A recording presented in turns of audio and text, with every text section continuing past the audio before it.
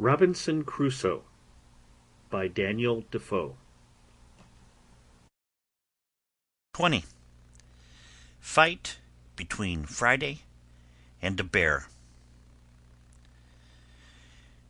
But never was a fight managed so heartily and in such a surprising manner as that which followed between Friday and the bear, which gave us all, though at first we were surprised and afraid for him, the greatest diversion imaginable. As the bear is a heavy, clumsy creature, and does not gallop as the wolf does, who is swift and light, so he has two particular qualities, which generally are the rule of his actions. First, as to men, who are not his proper prey, he does not usually attempt them, except they first attack him, unless he be excessively hungry, which it is probable might now be the case, the ground being covered with snow. If you do not meddle with him, he will not meddle with you.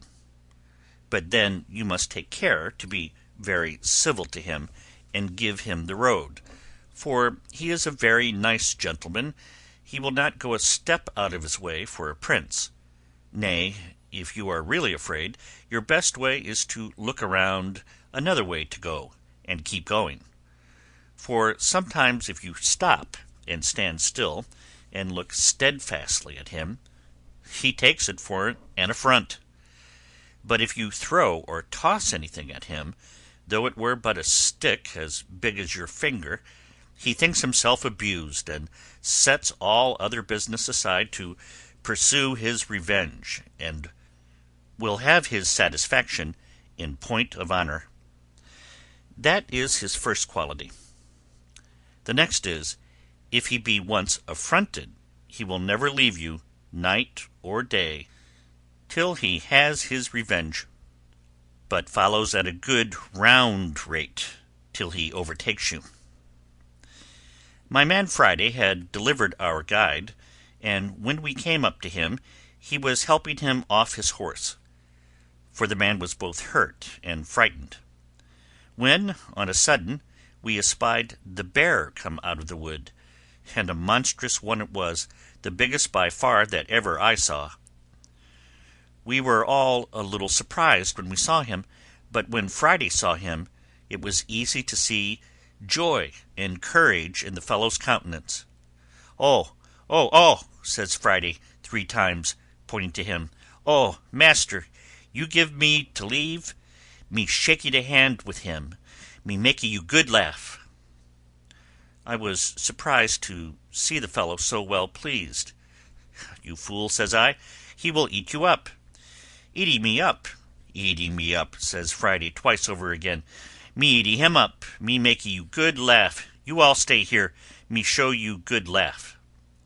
So down he sits, and gets off his boots in a moment, and puts on a pair of pumps, as we call the flat shoes they wear, and which he had in his pocket, gives my other servant his horse, and with his gun away he flew, swift like the wind. The bear was walking softly on, and offered to meddle with nobody, till Friday, coming pretty near, calls to him, as if the bear could understand him. Hark ye, says Friday, "me speaky with you." He followed at a distance, for now being down on the Gascony side of the mountains, we were entered a vast forest, where there was country, plain and pretty open, though it had many trees in it scattered here and there. Friday, who had, as we say, the heels of the bear, came up with him quickly, and took up a great stone, and threw it at him, and hit him just on the head, but did him no more harm than if he had thrown it against a wall. But it answered Friday's end, for the rogue was so void of fear that he did it purely to make the bear follow him, and show us some laugh, as he called it. As soon as the bear felt the blow, and saw him, he turns about and comes after him, taking very long strides, and shuffling on a strange rate, so as he would have put a horse to a middling gallop. Away reins Friday, and takes his course as if he ran towards us for help. So we all resolved to fire at once upon the bear, and deliver my man, though I was angry at him for bringing the bear back upon us, when he was going about his own business another way. And especially I was angry that he had turned the bear upon us, and then ran away, and I called out, "You dog, is this making us laugh? Come away and take your horse, that we may shoot the creature." He heard me, and cried out, "No shoot! No shoot! Stand still, and you get much laugh." And as the nimble creature ran 2 feet for the bear's 1, he turned on a sudden on one side of us, and seeing a great oak tree fit for his purpose, he beckoned us to follow, and doubling his pace, he got nimbly up the tree, laying his gun down upon the ground at about 5 or 6 yards from the bottom of the tree. The bear soon came to the tree, and we followed at a distance. The first thing he did, he stopped at the gun, smelt at it, but let it lie, and up he scrambles into the tree, climbing like a cat, though so monstrous heavy. I was amazed at the folly, as I thought it, of my man, and could not for my life see anything specially to laugh at, till seeing the bear get up the tree, we all rode near to him. When we came to the tree, there was Friday, got out on the small end of a large branch, and the bear got out about halfway to him, and as soon as the bear got out to that part where the limb of the tree was weaker, "Ha," says he to us, "now you see me teach ye the bear dance." So he began jumping and shaking the bough, at which the bear began to totter, but stood still, and began to look behind him to see how he should get back. Then, indeed, we did laugh heartily. But Friday had not done with him by a great deal. When seeing him stand still, he called out to him again, and as if he had supposed the bear could speak English, "What, you come no farther? Pray you come farther." So he left jumping and shaking the tree, and the bear, just as if he understood what he said, did come a little farther. Then he began jumping again, and the bear stopped again. We thought now was a good time to knock him in the head, and called to Friday to stand still, and we would shoot the bear. But he cried out earnestly, oh, pray, no shoot, me shoot by and then." He would have said by and by. However, to shorten the story, Friday danced so much and the bear stood so ticklish that we had laughing enough, but still could not imagine what the fellow would do. For first we thought he depended upon shaking the bear off, and we found the bear was too cunning for that too, for he would not go out far enough to be thrown down, but clung fast with his great broad claws and feet, so that we could not imagine what would be the end of it, and what the jest of it would be at last. But Friday put us out of doubt quickly, for seeing the bear cling fast to the bough, and that he would not be persuaded to come any farther, "Well, well," says Friday, "you come no farther, me go. You no come to me, me come to you." And upon this he went out to the smaller end, where it would bend with his weight, and gently let himself down by it, sliding down the bough till he came near enough to jump down on his feet, and away he ran to his gun, took it up, and stood still. "Well," said I to Friday, "what will you do now?" "Why don't you shoot him?" "No shoot," says Friday, "no yet. Me shoot now, me no kill. Me stay, give you one more laugh." And indeed so he did, for when the bear saw his enemy gone, he came back from the bough where he stood, but did it very cautiously, looking behind him every step, and coming backward till he got on to the body of the tree. Then with the same hinder end foremost, he came down the tree, grasping it with his claws, and moving 1 foot at a time, very leisurely. At this juncture, and just before he could set his hind foot on the ground, Friday stepped up close to him, clapped the muzzle of his piece into his ear, and shot him dead. Then the rogue turned about to see if we did not laugh, and when he saw we were pleased by our looks, he began to laugh very loud. "So we kill bear in my country," says Friday. "So you kill them?" says I. "Why, you have no guns." "No," says he, "no gun, but shoot great, much long arrow." This was a good diversion to us, but we were still in a wild place, and our guide very much hurt, and what to do we hardly knew. The howling of wolves ran much in my head, and indeed, except the noise I once heard on the shore of Africa, of which I have said something already, I never heard anything that filled me with such horror. These things and the approach of night called us off, or else, as Friday would have had us, we would certainly have taken the skin of this monstrous creature off, which was worth saving. But we had near 3 leagues to go, and our guide hastened us, so we left him and went forward on our journey. The ground was still covered with snow, though not so deep and dangerous as on the mountains, and the ravenous creatures, as we heard afterwards, were come down into the plain country, pressed by hunger, to seek for food, and had done a great deal of mischief in the villages, where they surprised the country people, killed a great many of their sheep and horses, and some people too. We had one dangerous place to pass, and our guide told us if there were more wolves in the country, we should find them there, and this was a small plain, surrounded with woods on every side, and a long narrow defile, or lane, which we were to pass to get through the wood, and then we were to come to the village where we were to lodge. It was within half an hour of sunset when we entered the wood, and a little after sunset when we came into the plain. We met with nothing in the first wood, except that in a little plain within the wood, which was not above 2 furlongs over, we saw 5 great wolves cross the road, full speed, one after another, as if they had been in chase of some prey, and had it in view. They took no notice of us, and were gone quite out of sight in a few moments. Upon this, our guide, who, by the way, was but a faint-hearted fellow, bid us keep in a ready posture, for he believed there were more wolves a-coming. We kept our arms ready and our eyes about us, but we saw no more wolves till we came through that wood, which was near half a league, and entered the plain. As soon as we came into the plain, we had occasion enough to look about us.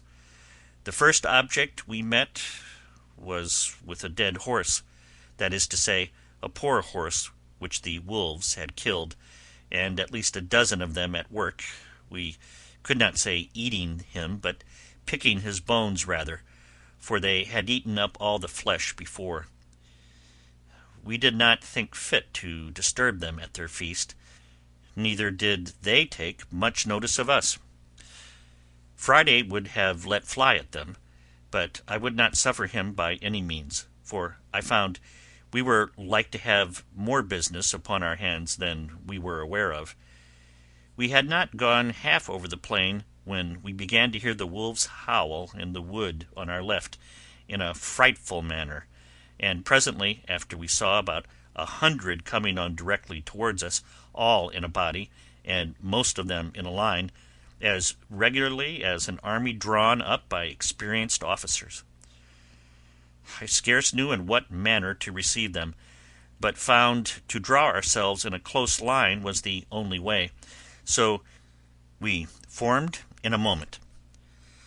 But that we might not have too much interval, I ordered that only every other man should fire, and that the others, who had not fired, should stand ready to give them a second volley immediately if they continued to advance upon us, and then that those that had fired at first should not pretend to load their fusees again, but stand ready, every one with a pistol, for we were all armed with a fusee and a pair of pistols each man. So we were, by this method, able to fire 6 volleys, half of us at a time. However, at present we had no necessity, for upon firing the first volley, the enemy made a full stop, being so terrified, as well with the noise as with the fire. 4 of them, being shot in the head, dropped. Several others were wounded and went bleeding off, as we could see by the snow. I found they stopped, but did not immediately retreat, whereupon, remembering that I had been told that the fiercest creatures were terrified at the voice of a man, I caused all the company to hallo as loud as they all could, and I found the notion not altogether mistaken, for upon our shout they began to retire and turn about. I then ordered a second volley to be fired in their rear, which made them to gallop, and away they went to the woods. This gave us leisure to charge our pieces again, and that we might lose no time, we kept going. But we had but little more than loaded our fusees and put ourselves in readiness, when we heard a terrible noise in the same wood on our left, only that it was farther onward, the same way we were to go.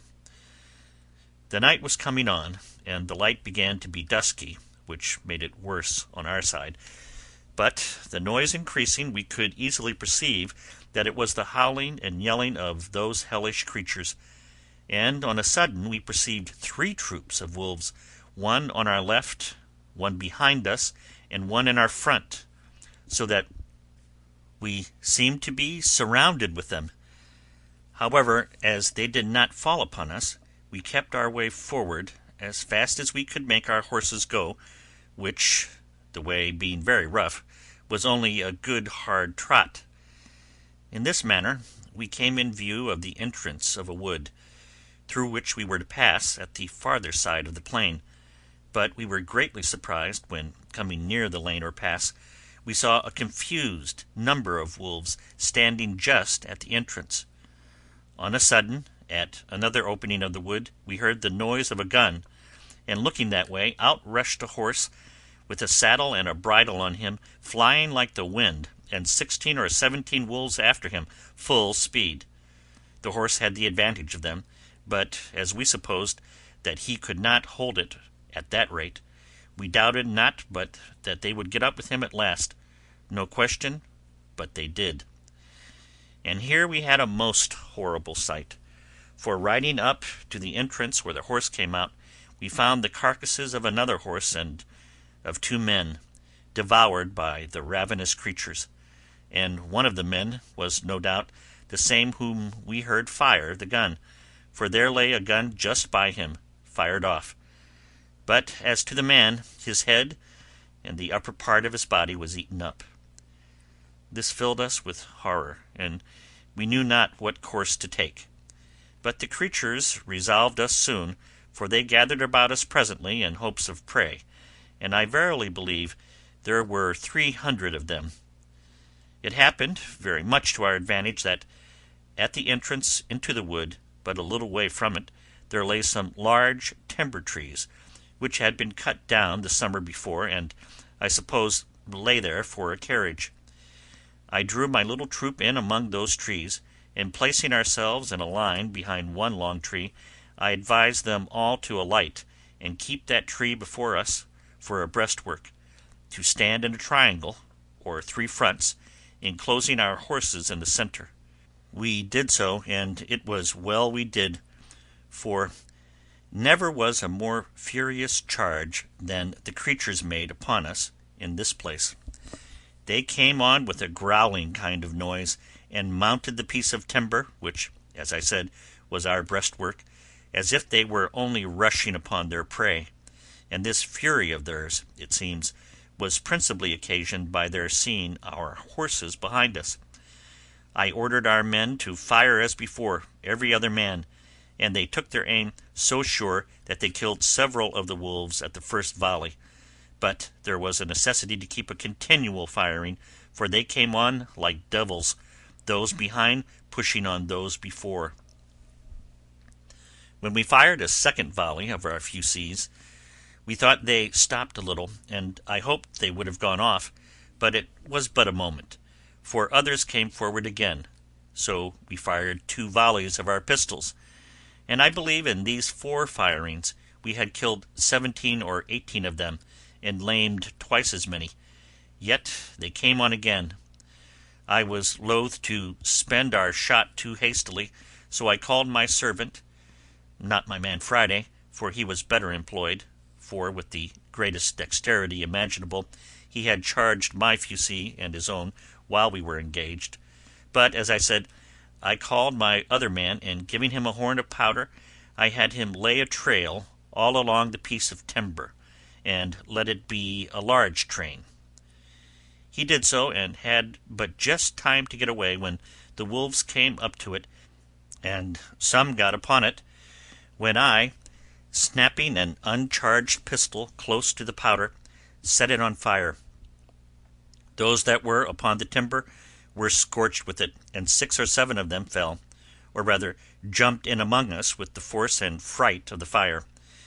We dispatched these in an instant, and the rest were so frightened with the light, which the night, it was now nearly dark, made more terrible, that they drew back a little, upon which I ordered our last pistols to be fired off in 1 volley, and after that we gave a shout.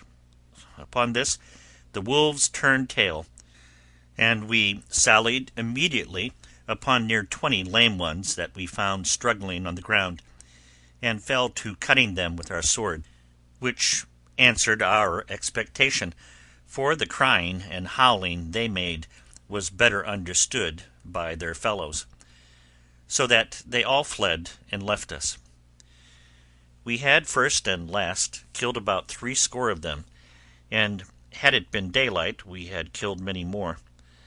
The field of battle being thus cleared, we made forward again, for we had still near a league to go.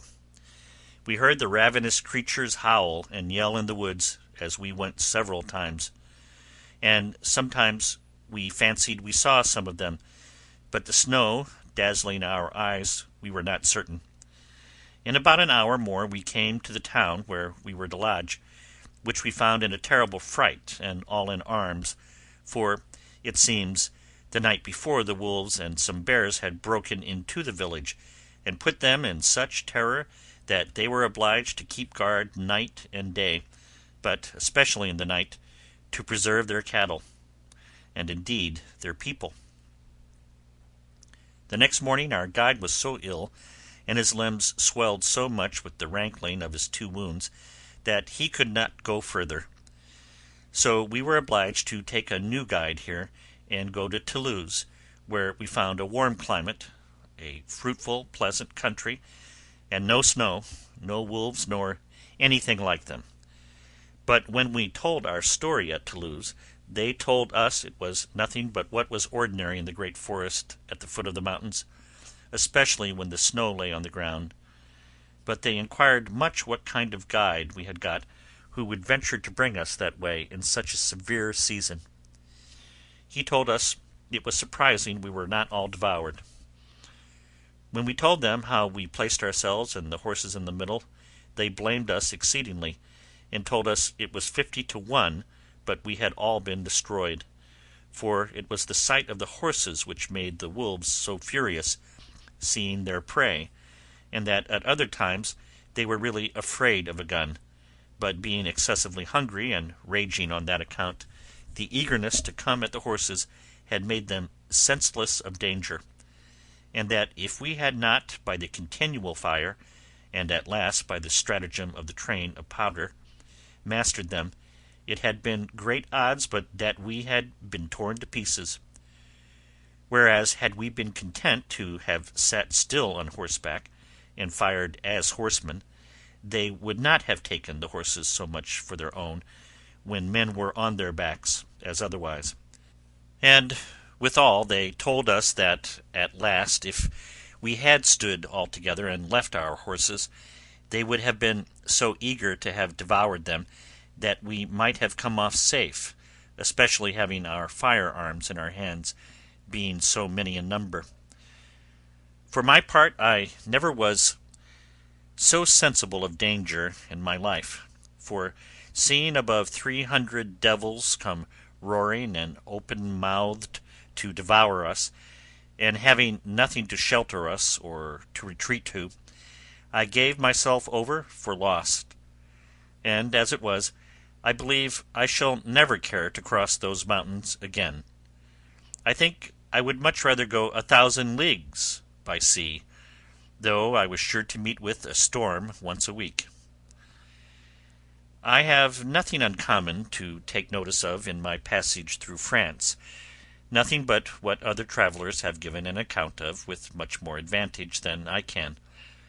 I travelled from Toulouse to Paris, and without any considerable stay came to Calais, and landed safe at Dover the 14th of January, after having had a severe cold season to travel in. I was now come to the centre of my travels, and had in a little time all my newly discovered estate safe about me, the bills of exchange which I brought with me having been currently paid.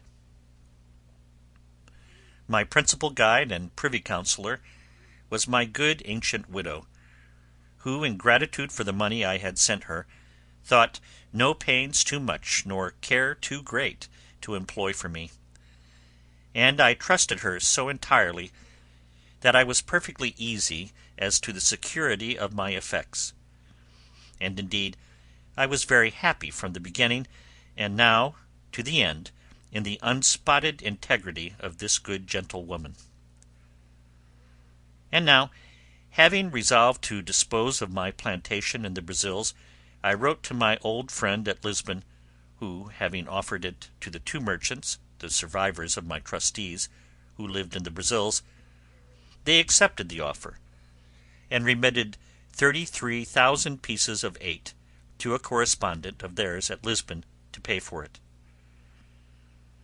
In return I signed the instrument of sale in the form which they sent from Lisbon, and sent it to my old man, who sent me the bills of exchange for 32,800 pieces of 8 for the estate, reserving the payment of 100 moidores a year to him, the old man, during his life, and 50 moidores afterwards to his son for his life, which I had promised them, and which the plantation was to make good as a rent charge. And thus I have given the first part of a life of fortune and adventure, a life of Providence's checker-work, and of a variety which the world will seldom be able to show the like of, beginning foolishly, but closing much more happily than any part of it ever gave me leave so much as to hope for. Any one would think that in this state of complicated good fortune I was past running any more hazards, and so indeed I had been, if other circumstances had occurred, but I was inured to a wandering life, had no family nor many relations, nor, however rich, had I contracted fresh acquaintance, and though I had sold my estate in the Brazils, yet I could not keep that country out of my head, and had a great mind to be upon the wing again. Especially I could not resist the strong inclination I had to see my island, and to know if the poor Spaniards were in being there. My true friend, the widow, earnestly dissuaded me from it, and so far prevailed with me that for almost 7 years she prevented my running abroad, during which time I took my 2 nephews, the children of one of my brothers, into my care. The eldest, having something of his own, I bred up as a gentleman, and gave him a settlement of some addition to his estate after my decease. The other I placed with the captain of a ship, and after 5 years, finding him a sensible, bold, enterprising young fellow, I put him into a good ship and sent him to sea. And this young fellow afterwards drew me in, as old as I was, to further adventures myself. In the meantime, I, in part, settled myself here, for first of all I married, and that not either to my disadvantage or dissatisfaction, and had 3 children, 2 sons and 1 daughter. But my wife dying, and my nephew coming home with good success from a voyage to Spain, my inclination to go abroad and his importunity prevailed, and engaged me to go in his ship as a private trader to the East Indies. This was in the year 1694. In this voyage I visited my new colony in the island, saw my successors, the Spaniards, had the old story of their lives and of the villains I left there, how at first they insulted the poor Spaniards, how they afterwards agreed, disagreed, united, separated, and how at last the Spaniards were obliged to use violence with them, how they were subjected to the Spaniards, how honestly the Spaniards used them, a history, if it were entered into, as full of variety and wonderful accidents as my own part, particularly also as to their battles with the Caribbeans, who landed several times upon the island, and as to the improvement they made upon the island itself, and how 5 of them made an attempt upon the mainland, and brought away 11 men and 5 women prisoners, by which, at my coming, I found about 20 young children on the island. Here I stayed about 20 days, left them supplies of all necessary things, and particularly of arms, powder, shot, clothes, tools, and 2 workmen, which I brought for them from England, that is, a carpenter and a smith. Besides this, I shared the land into parts with them, reserved to myself the property of the whole, but gave them such parts respectively as they agreed upon, and having settled all things with them, and engaged them not to leave the place, I left them there. From thence I touched at the Brazils, from whence I sent a bark, which I bought there, with more people to the island, and in it, besides other supplies, I sent 7 women, being such as I found proper for service, or for wives to such as would take them. As to the Englishmen, I promised to send them some women from England, with a good cargo of necessaries, if they would apply themselves to planting, which I afterwards could not perform. The fellows proved very honest and diligent after they were mastered and had their properties set apart for them. I sent them also from the Brazils 5 cows, 3 of them being big with calf, some sheep, and some hogs, which when I came again were considerably increased. But all these things, with an account of how 300 Caribbees came and invaded them, and ruined their plantations, and how they fought with that whole number twice, and were at first defeated, and one of them killed, but at last, a storm destroying their enemies' canoes, they famished, or destroyed almost all the rest, and renewed and recovered the possession of their plantation, and still lived upon the island. All these things, with some very surprising incidents in some new adventures of my own, for 10 years more, I shall give a farther account in the second part of my story.